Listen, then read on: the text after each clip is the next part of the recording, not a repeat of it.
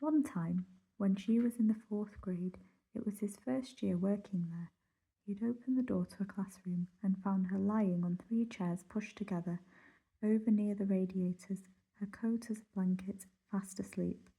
He had stared at her, watching her chest move slightly up and down, seen the dark circles beneath her eyes, her eyelashes spread like tiny twinkling stars, for her eyelids had been moist as though she had been weeping before she slept, and then he backed out slowly, quietly as he could.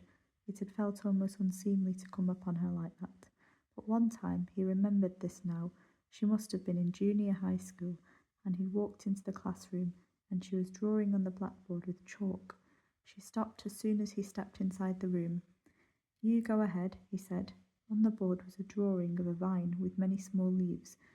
Lucy moved away from the blackboard. Then she suddenly spoke to him. I broke the chalk, she said. Tommy told her that was fine. I did it on purpose, she said.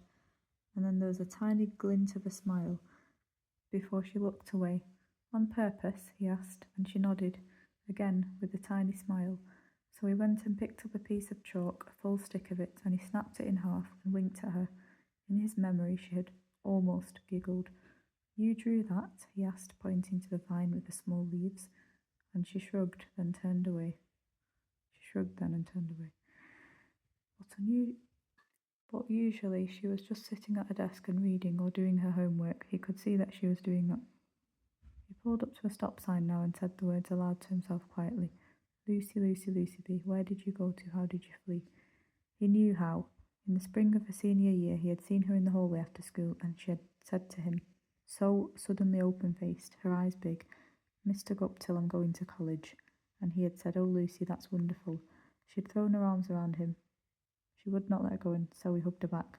He always remembered that hug because she had been so thin he could feel her bones and her small breasts. Ew! And because he wondered later how little that girl had ever been hugged. Tommy pulled away from the stop sign and drove into the town. Right there was beyond was a parking space. Tommy pulled into it, got out of his car and squinted in the sunshine.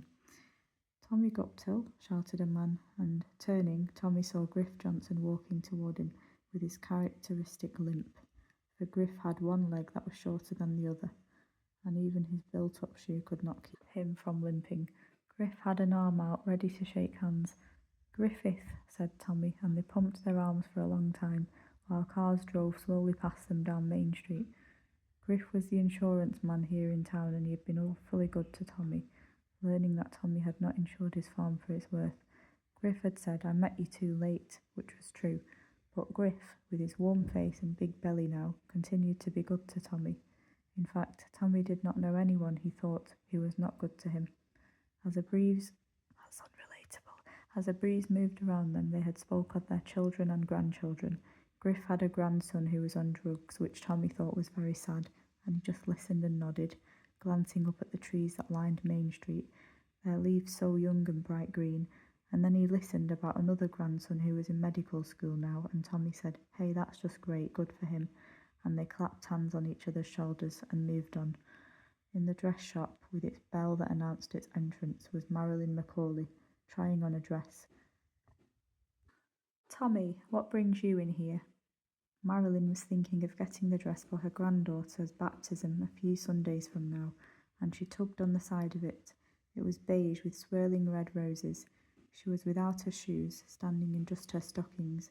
She said that it was an extravagance to buy a new dress for such a thing, but that she felt like it.